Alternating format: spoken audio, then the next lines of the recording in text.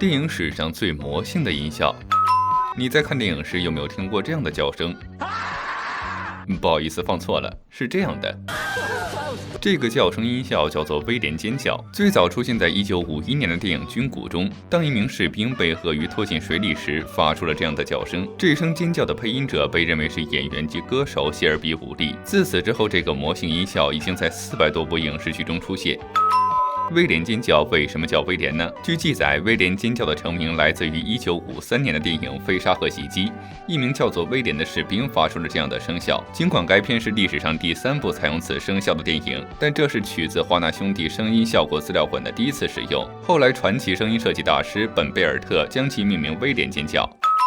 威廉尖叫一开始的发扬光大，便是本贝尔特参与制作的《星球大战》系列和《夺宝奇兵》系列中。《夺宝奇兵2》中还致敬了军鼓中的威廉尖叫。后来，本贝尔特的同事把威廉尖叫用在了《玩具总动员》中。再往后，贝尔特的音效师朋友理查德·安德森将其用在了《鬼巨人》和《蝙蝠侠归来》中，而不久后，安德森的同事又把它用在了《美女与野兽》中。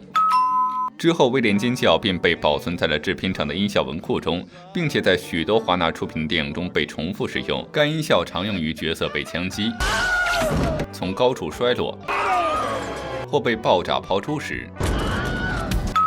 这么多的电影都在用威廉尖叫，于是他也彻底在导演圈火了。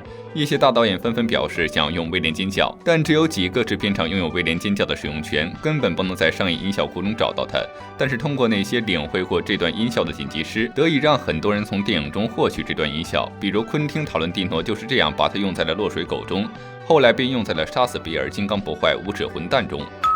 导演彼得·杰克逊在制作《指环王2》时也听出了威廉尖叫，他对此非常满意，还故意调大音量，并坚持在《指环王3》和《霍比特人》中用威廉尖叫。到了70年后的今天，威廉尖叫仍旧被不少影视作品使用，甚至还用在了其他领域。你在哪些影视剧中听过威廉尖叫呢？欢迎评论留言。关注电影冷博士，带你解锁电影幕后鲜为人知的冷知识。